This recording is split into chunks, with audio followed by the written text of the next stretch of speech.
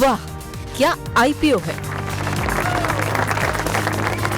सबसे पहले दिखाइए फुजियामा पावर, जिसकी आज लिस्टिंग होनी है। और मैं आपको बता दूं कि ग्रे मार्केट में एक्सपेक्टेशन क्या थी इसको लेकर। 3 रुपये ऊपर, ये 228 रुपये वाला 231 रुपये पर खुल सकता है, जो कि 600 करोड़ रुपए का फ्रेश इशू था। ओएफएस था 228 करोड़ रुपए का। 828 करोड़ रुपए की रकम इन्होंने जुटाई है।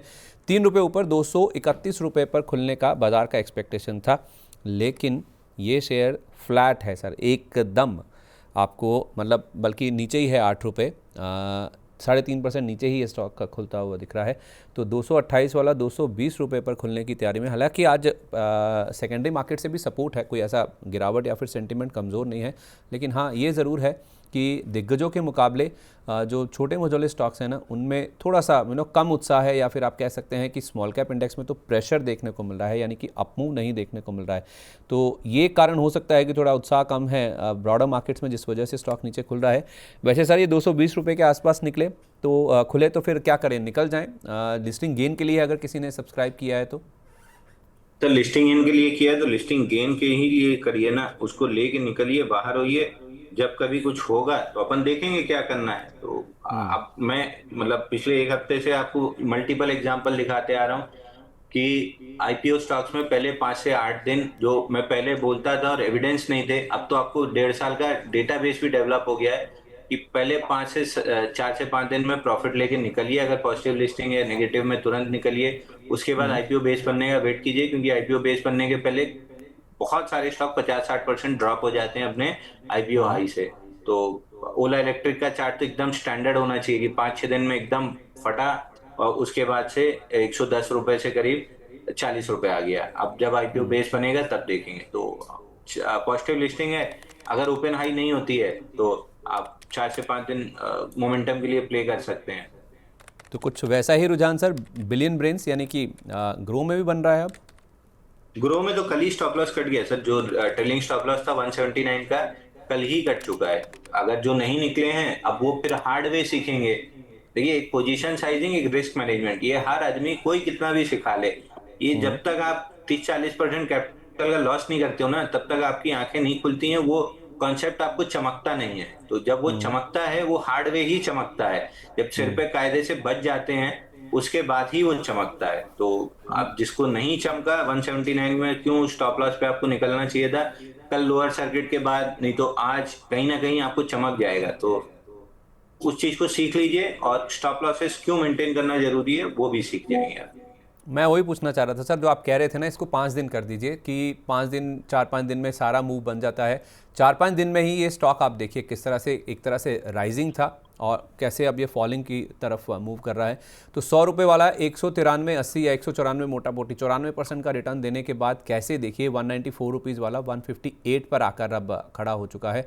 तो परफेक्ट एग्जांपल है। ओला तो हमें याद आता ही है, पहले 5-7 दिन में ही स्टॉक डबल हो गया था। आई थिंक 70 वाला 140 हो गया था, ऐसा ही कुछ उसका इशू प्राइस था। तो वैसे ही कुछ एग्जाम्पल साफ तौर पर है। जो एविडेंस की आप बात कर रहे हैं ना सर, उसी एविडेंस को ही मैं सपोर्ट करने की कोशिश कर रहा था। कुछ वैसा ही रुझान अब ग्रो के स्टॉक में भी साफ तौर पे दिख रहा है। चलिए, ये बात होगी। एक बार दिखा दीजिए फुजियामा कहाँ पे लिस्ट हुआ है। सर हाँ मैं प्लीज आपको सर। बताता हूँ, देखिए अच्छा क्या लगता है। अभी एक सब ब्रोकर का मैसेज आया, बोराना क्या आईपीओ बेस से निकल रहा है सर। तो ऐसे सवाल जब आप भेजते हैं या पूछते हैं ना, तो सुनने में भी अच्छा लगता है।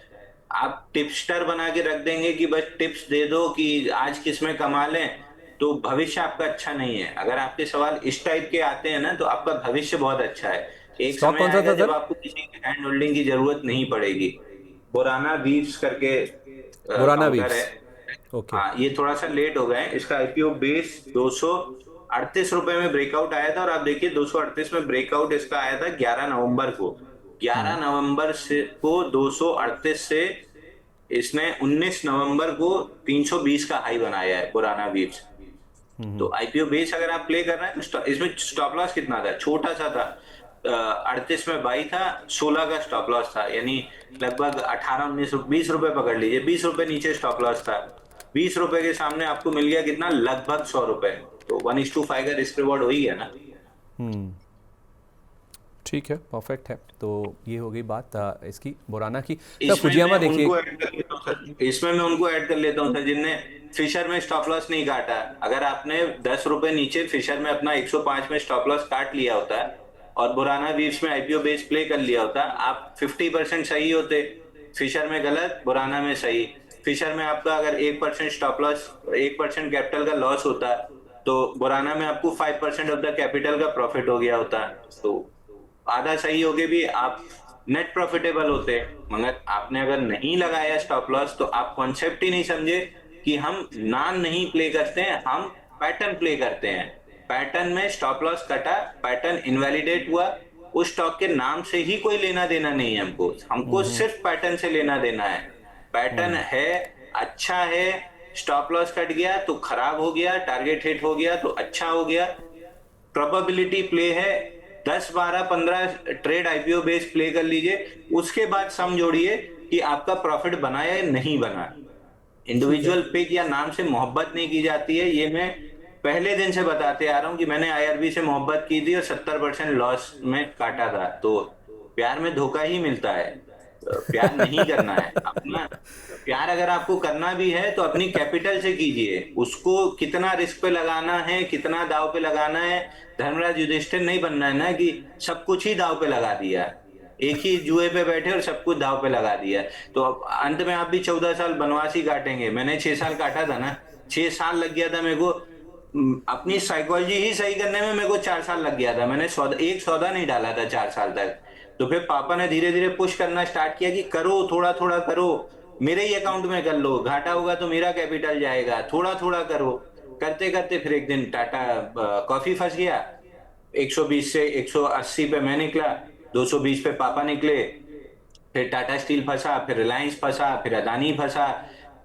फिर फंसते ही गए, क्योंकि तब तक जाते जाते हार्डवेयर ये सीख लिया था ना, कैपिटल कितनी रिस्क पे डालनी, 1% 2% 3%। तब निकलते निकलते प्रोसेस निकला कि ट्रेडिंग कर रहे हैं तो स्टार्टिंग में 0.25% रिस्क लेनी है, जब ठीक ठाक हो गए हैं तो 1% लेनी है, इन्वेस्टिंग कर रहे हैं तो शुरू में 2% लेनी है, फिर जब प्रॉफिट एक्यूमुलेट होने लगे तो उसको 3% पे लेके जाओ, फिर उसको 4% पे लेके जाओ।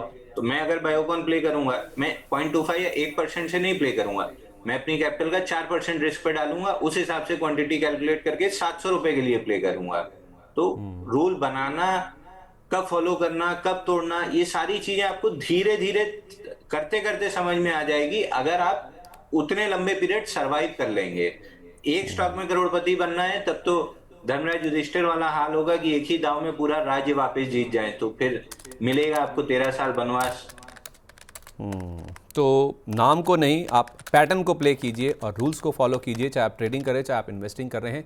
ये बॉटम लाइन है जिसको आपको ज़रूर ध्यान में रखना चाहिए। फुजियामा पावर देख लीजिए जल्दी से एक बार। यहाँ पर 220 रुपये पर शेयर खुला, नीचे में 215.82 तक गया, अब ये रिकवर कर रहा है। सर कंफ्यूजिंग से सिग्नल आ रहे हैं इसमें। नहीं नहीं सर, एकदम नॉर्मल सिग्नल आ रहे हैं जो आईपीओ में आते हैं। खुलने के बाद या तो तुरंत नीचे जाता है या ऊपर जाता है। पॉजिटिव लिस्टिंग जनरली मतलब 100 में से 80 ऊपर ही जाते हैं, और ये भी ऊपर ही जा रहा है, जैसे ग्रो में गया था। तो आज का लो आपका स्टॉप लॉस होना चाहिए, 4 से 5 दिन में पूरा जूस निकाल के बाहर हो जाइए। आज का लो आपका मैंडेटरी स्टॉप लॉस होना चाहिए, मतलब होल्ड कर लें, कोई दिक्कत नहीं है। बिल्कुल सर। चलिए ठीक है। दूसरा नाम है जो आज आईपीओ खुला हुआ है, जिसका दूसरा दिन है, पहले दिन ये 1.5 गुना भर गया था, वो है एक्सेल सॉफ्ट टेक्नोलॉजीज। सर इसको लेकर भी एक बार बता दीजिए। छोटा आईपीओ है, 500 करोड़ रुपए का ही। इसमें क्या करना है, क्या इसमें गुंजाइश है? क्योंकि ग्रे मार्केट तो बता रहा है कि 15 साढ़े 15 रुपये बन जाएंगे एक शेयर पर। सर एक बार स्पेलिंग बताइए मेरे को मिलने का। Excel soft, EXCELSOFT। एक्सेल, कल खुला है सर ये। एक्सेल सॉफ्ट, अच्छा एक्सेल सॉफ्ट टेक्नोलॉजी। अभी तो नहीं आ रहा सर इसमें।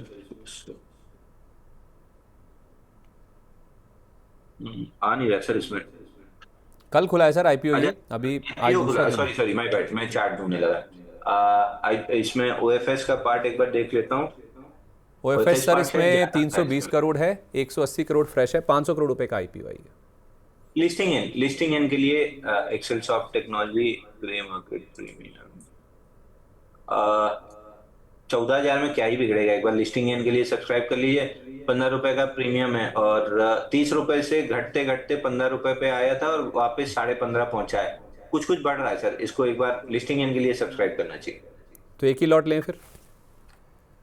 हाँ, एक ही लॉट सब अप्लाई कीजिए, क्योंकि इतना ओवर सब्सक्राइब होता है कि आपको बहुत ज्यादा मिलेगा नहीं, तो सब्सक्राइब करना चाहिए। वाह, क्या आईपीओ है।